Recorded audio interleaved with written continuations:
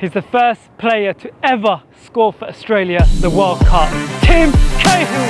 Australia score for the first time ever in the World Cup finals. You're going to teach me a thing or two, right? As long as you can teach me how to header. You know I can't play football. What celebration we're going to see? Oh! Best player you ever played with. Don't be upset, Phil Neville.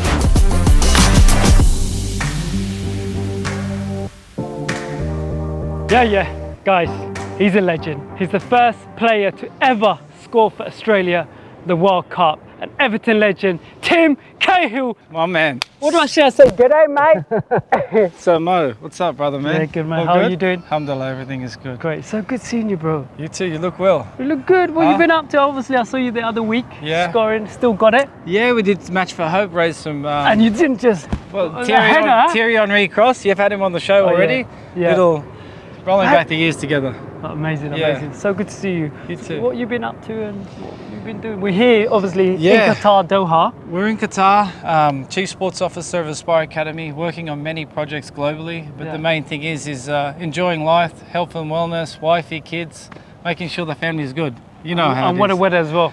We got the perfect spot. We got the sunset there. Amazing. Great place to run, and you're going to teach me a thing or two, right? Just a little tip, as long as you can teach me how to header, how to score goals. You know I can't play football. He was supposed to play, but he was busy. He was busy. Maybe I'm scared, man, you know? Nah. You're Next always year, welcome. Next year, Inshallah. listen, amazing. Definitely. Tim, before we head out, what does running do for you mentally and physically? You say the word mentally, it's an outlet.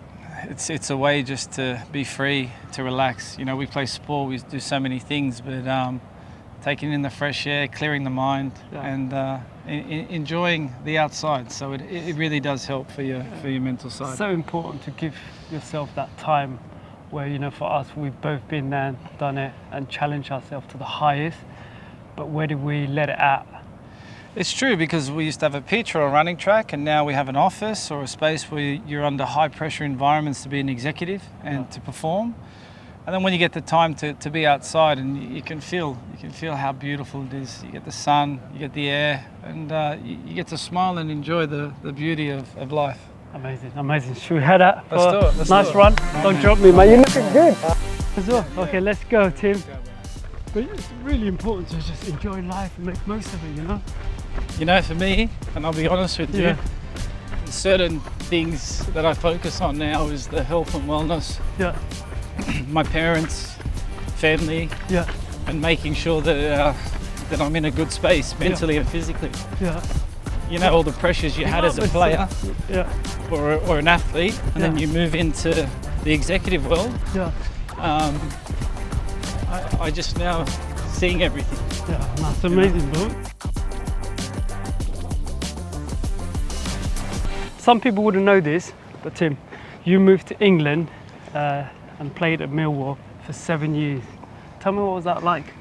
It was special because I left Australia. My parents got a loan for me to go to England. Yeah. I stayed with family, friends at the start, and then I had the call from Alan Batsford and Bob Pearson to go down to Milwall for a trial. It was like, you know, my dream. I walked into Milwall, the Den, and you know when you first walk out somewhere, you're like, wow, I'm going to score here, I'm going to do something. To cut a long story short, I trialled, I got offered a contract, and during that time, I offer from the Premier League for a lot more money. Had an offer from the Arsenal. First Division. It was actually Nottingham Forest at the time. Not offer from the First Division, and I chose Milwall because of my loyalty, because of them giving me the opportunity. And to be honest with you, when I scored my first goal there, it was like scoring in a World Cup or scoring in the Premier League, and I was forever grateful. Tim, you played all over the world. Yeah. You played for 4 continents. Played in China, India. Tell me about it. What was it like, and the rest? Yeah, it's crazy. I left Everton to go to the MLS, New York Red Bulls, then to China, Shanghai. Wow. Amazing. Food, culture. I remember Shanghai arriving there, and there was thousands of people at the airport. And it was with the boom when all the money was in China and the big projects. And after we won the Asian Cup, I scored this scissor kick against China, and that's when pretty much it blew up that they wanted me. And playing in the Asian group, I love China because I was in Shanghai, 30 million people, something different. You know, I was into the commercial world, business, tying all that stuff in, and the food, like it's amazing. Yeah, incredible. The people and the passion. That's why you go. Full stadiums and passionate fans. Amazing. Tim, hearing all of that, it just makes me realise you're a man of who's willing to adapt to all changes. You know, as I said, look, obviously you started your career in England, moved to China, America. Everything was a project. When I left Everton, I went to the MLS at a time when Thierry Henry and David Beckham were in the league. Yeah. I'm playing with TT, I'm playing with Rafa Marquez, Juninho. We're Red Bull a sponsorship, and you go to a stadium and there's a DJ. Like I wasn't used to that. Yeah. But then you go to China, then you have a different flavour. Then I go back with the City Group to Australia, help to pump up the league, and then I go to India. Totally different. But I wanted to play in two of the biggest continents in the world before I retired. Yeah. I knew, to me, the commercial world, the business world, and now the relationship globally will help me understand cultures, religions, and also help me to be a top executive in the world of football. So I did have a plan in my head, and I wanted to give back. I opened grassroots academies and wrote children's books, and I feel like that's what we're there to do, you know. Our parents bring us up. My mum is a big fan of mine, and she always says, son, give back. Son, do something for the kids. Important. Do something for Samoa or Oceania. So very passionate about that. No, amazing to hear that. I feel like, you know, you do so much for football, not just football, but also get to see you on the pundit, commentating. You feel like, you know, you touch so many people in different ways, where you showed, I'm a footballer, I made it, I'm this guy, but I can also do so much more. Yeah, and you shouldn't be one-dimensional. Like, I left school at 16, 17. I went back to school at 39. I chose to go do a business entertainment media course at Harvard for 5 days with Anita, the professor. And she changed my life, because she was like, Tim, why be a Premier League coach when you can be someone up here?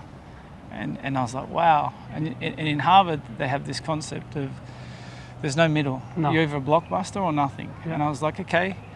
And so I did my diploma, did my coaching badges. And you know what? I felt blessed that was my career. Let's park it and let's focus on my family and focus on, doing some meaningful projects. And Qatar has been incredible for that, been involved in some amazing projects. And I feel like you can be a mentor to players retiring, athletes retiring, showing them why. And like even you being here, you know, learning about this beautiful country, sharing your journey with the young kids, it means a lot to the vision of the country. And that's amazing, even for myself. Now we're here in Qatar, we say, but I didn't plan this. It just happened because it was during the World Cup, coming to watch England, and then stayed for the semi-final, final. And then you realise, you know what, if the kids are happy, if they're enjoying, why would you not? No, it's a beautiful part of the world. Definitely. No, the life is about, like, you know, one part of your life, you're on the centre stage. Yeah. You know, once you get on the pitch or the track, you're in your own world. You can't hear nothing. Like, what did you hear? Nothing. And you're probably thinking to yourself, when's your next big moment going to come? A split second, it happens. Goal. But celebrate. I think to achieve something that we have achieved, you have to have that tunnel vision where you switch off and put that in and just focus on yourself. Even for me, when I was competing in London 2012, I had the whole nation behind me. Yeah. But you couldn't hear that. You could hear them, but you had to just Could you feel it though? Could you feel? I felt that lift. You know, when you walk in that stadium and you just like, you know, it's going to be great because everyone's here for me, supporting me, and I'm sure you've had that in Australia and all over the world. I love it, but you know, that I reflect back and I'm thinking to myself, like, you know, I was quite robotic for 15 years of my life. Like, literally, I have 4 kids, beautiful family, but I was train, home, play, train 3 games a week, 2 games a week, national team, World Cup, Asian Cup. And when you retire, you sort of like reflect, you go, oh, wow, was I present?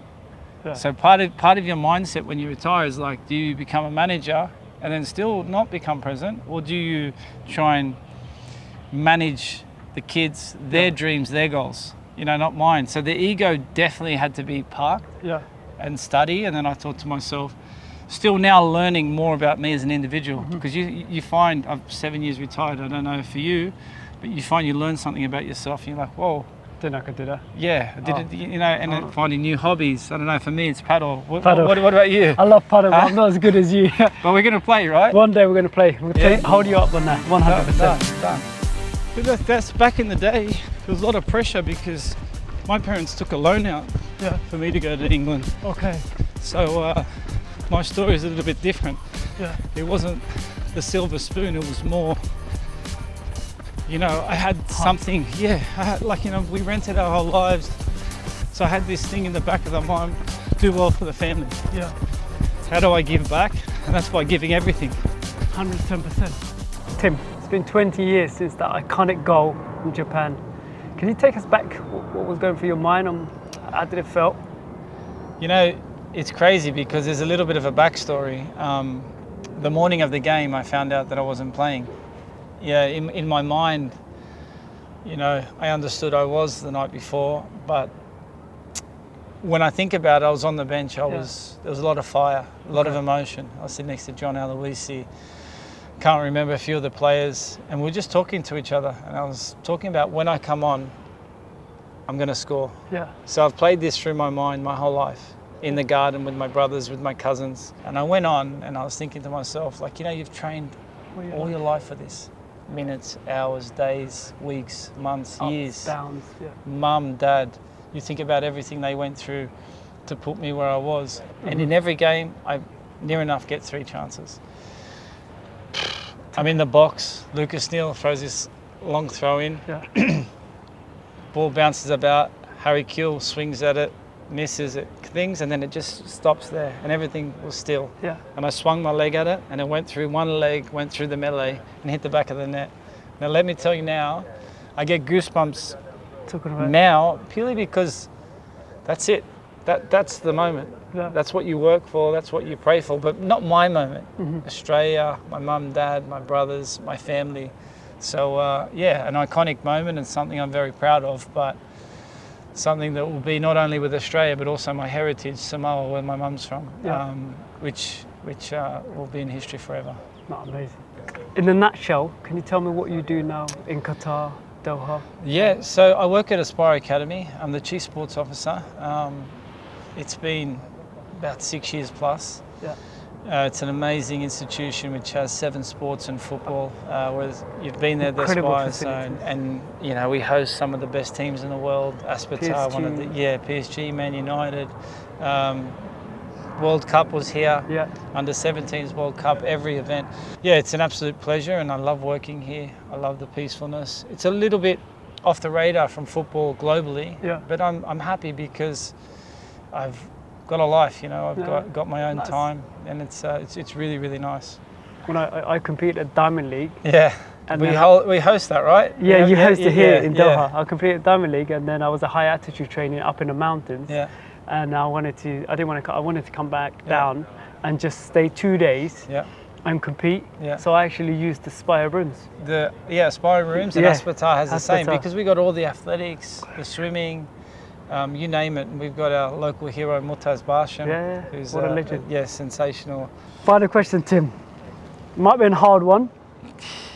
If you could pick 5 players, Australian legend, who would you be in your team? Wow, this is difficult because I'll put you in there anyway. Tim. yeah, hopefully I make the team. Yeah. But I might have to put myself on the bench to make the team. If I start at the back, Yeah. I played with Mark Schwarzer, Yeah. Premier League, you name it. Absolute hero. And I also played with Matty Ryan, who's a very, very close friend. I'll go with Mark Schwarzer because back. he's got the most caps. Yeah. So I think he beats me by 1 cap. Okay. But Mark Schwartz always had to do one more, you know. So, and he's a goalkeeper, so it doesn't really count because they can play till 45. Yeah. I'm going to have to go Lucas Neal. Yeah.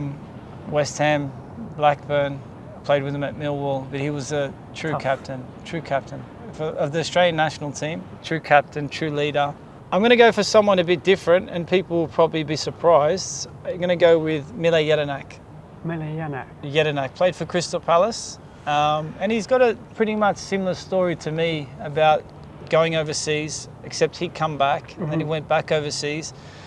But he was someone that I helped to mentor and a close friend now. But a real leader, but a quiet leader. Okay. You know, when you've got those Go players on. that just go through their career quietly, but they're probably one of the most important cogs that keep the team together. Wow, this is difficult. If I play, Yeah. then obviously I've got to play. Mile can play at the back by himself. I'll put myself as a 10 Striker. with Marco Bresciano, Okay. Well, because we sort of like need a free kick specialist and someone just to make us look like we're composed. it's a decent team you named there. So that's so far. I've got Matty, Lucas Neal, Mile Jedinak, Bresciano, and me. So I'm going to take myself off the bench and I'll put Viduka. I'm going to put myself on the bench because I've got to put Viduka. Okay.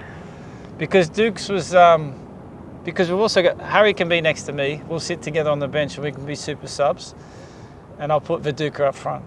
Because now I can just sit here and go forever because I'm missing a lot of players. No, leave it there. It's good. I'm That's a missing good lot of solid players. team. So we'll leave it at that, yeah? It was something I was never going to forget. No. From the day I started to the day I finished, I signed every single autograph. Yeah. Go on, mate. That's the finish line. This is the one. Come on, show me what you got. Can Go I on. take What the... celebration we're going to see? Can I take the... Oh, That's that's a That's knockout. back in the day. Amazing. Tim, we're going to do 5 quick fire questions. You ready? Done. Let's go, quick. First one, role model growing up. My mum, Of course, she's number a hero. one Yes. of everything. Love that. Number one. Proudest moment in your career so far? Other than my kids, being the first ever goal scorer for Australia in a World Cup. Best player you ever played with? I'm going to say 2. Mikel Arteta because he's my brother, but also Thierry Yeah. Henry. What a Have legend. to. Don't be upset, Phil Neville. If you wasn't a footballer, what would you be? Be an actor. Like I did drama, that's how I met my wife. You know, Serious? so Go on, tell doing a us. monologue. Do I need to work on my drama? Well, like it, yeah, I don't know. You I'm could not be good an at actor. acting. You No, could, I'm not good at you acting, could, but I you just could. laugh away and go, oh, hello. Finally, tell me something that people don't know about you. I'm a granddad. I'm a granddad. So yeah. And looking that good and 2 sweet. months ago, my son there made me the proudest man ever. What's his name? Kaya? Yeah, Kaya, and his son's name's Kyle. Kaya, Koa, congratulations. Proud father, always. Nah, blessed. I always ask every person on my show, who would you like to nominate Run With Mo next? Because I was talking about acting, I don't know why Denzel Washington comes into my head. Yeah. Denzel? Bro. That's a big shout out. Yeah, it is. Is it possible? But you know what? With that attitude. How about someone like Mikel Arteta? Mikel Arteta. You know I'm an Arsenal legend, you know? Yes. I'm a big fan of Arsenal. I'm not legend, but I'm a big Arsenal fan. He knows that. I can see this happening. I Yeah? can see that, yeah. We'll make it Mikel. happen together, yeah? We'll win the league after the league. Bring him on. That's it. Done. Do you reckon we're going to win the league? I think you will because you know what? Mickey has taken the long road. He's organised. He loves the fans. He has his identity, his philosophy, and he's building the club well. But that's what it's all about. Tim, that's a wrap. Thank you for coming. I hope you enjoyed that run. Bro, you're an Amazing. inspiration, and thank you for having me on the show. Nice. Seriously, it's amazing. Keep It was inspiring. incredible. We and I always have to appreciate this. inspire one another. Done. And for what you're doing for football, or general charity, so many things, bro. I've learned so much about you. And people, stay tuned. Make sure you like, comment, and subscribe. Yeah.